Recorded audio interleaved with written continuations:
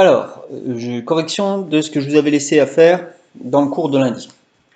Donc, il s'agissait d'écrire un algorithme ou de le traduire directement en programmation Python, d'un programme donc qui permettrait de faire 1000 lancers d'une pièce de monnaie et de calculer le nombre de fois où on a eu pile.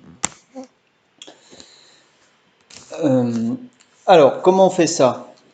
Eh bien, la première chose à faire, puisqu'il y a de l'aléatoire qui va rentrer en compte, alors je vais l'écrire directement en Python, hein, c'est d'appeler le module qui permet d'obtenir de l'aléatoire. Donc j'écris from random import étoile. Donc je vous laisserai, si vous voulez, aller le tester dans Labo Python. Une fois qu'on a écrit ça, alors ce qu'il y a ici, c'est que je sais que je veux faire 1000 lancers. Donc je vais plutôt faire une boucle pour qui va tourner 1000 fois. Alors je laisse un petit peu de place parce que j'aurai quelque chose d'autre à mettre après. J'écris for i in range 1000. Qu'est-ce que je vais faire à chaque tour? Alors là, on n'oublie pas de mettre 2 points. Ensuite, il y aura une indentation qui se crée ici. Si vous faites entrer, il va y avoir un espace qui va se créer ici. Et on va écrire ce qui se passe dans le for. Alors, je vais l'appeler pièce, ma variable. Pièce égale. Donc, qu'est-ce que je vais affecter à la variable pièce? Ben, je vais affecter un nombre qui peut simuler le fait que ce soit un pile ou un face. Alors, soit vous tirez un nombre aléatoire entre 0 et 1, qui peut prendre toutes les valeurs entre 0 et 1, puis vous décidez que si c'est plus petit que 0,5, eh bien c'est pile, si c'est plus grand, c'est face. Soit vous tirez un nombre entier entre 0 et 1, puis vous décidez par exemple que si c'est 1, c'est pile, puis si c'est 0, c'est face. Alors moi, c'est ce que je vais faire. Je vais tirer un nombre entier, donc ça se fait avec rand int, entre 0, et 1. Voilà, donc ça tire des nombres entiers entre 0 et 1. Si vous tirez des nombres entiers entre 1 et 6, vous mettez randint 1, 6, etc. Alors maintenant, je décide que si c'est le 1, c'est le pile. Donc moi, ce qui m'intéresse, c'est de compter le nombre de piles. Donc il faut que je regarde si j'ai obtenu un pile. Alors, si, c'est-à-dire if pièce, donc pour le tirage qui est fait à ce niveau-là, égal, on n'oublie pas qu'il faut mettre 2 égales quand on teste une condition. Donc if pièce égale 1, 2 points, donc indentation automatique. Qu'est-ce qui va se passer? Eh bien, ça veut dire que j'ai eu un pile, donc il faut que j'augmente mon compteur de 1. Donc compteur, alors c'est une variable que je n'ai pas encore créée, c'est pour ça que j'ai laissé un petit peu de place ici. Compteur égale compteur plus 1. Et ce compteur, bien sûr, avant de me lancer dans les 1000 tours, il faut que je le mette à combien? Vous avez compris, il faut que je le mette à 0. Donc j'affecte 0 à compteur. Ici, il augmente de 1 si la pièce obtient le 1, c'est-à-dire si c'est un pile. Et ben, j'ai fini. J'ai fini mon programme, donc je reviens au départ.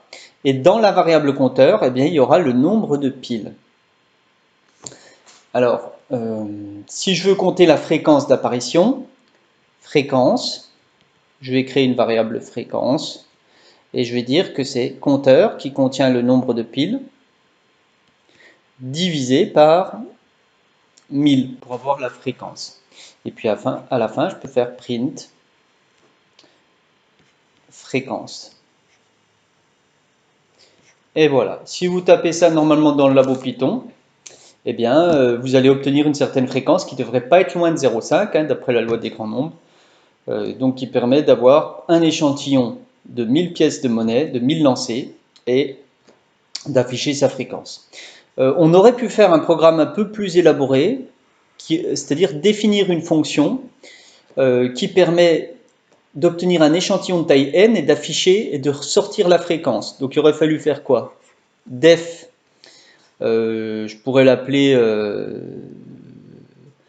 je sais pas moi, def frec, alors c'est toujours un peu difficile de trouver des noms de fonctions. N, donc ça va être la taille de mon échantillon.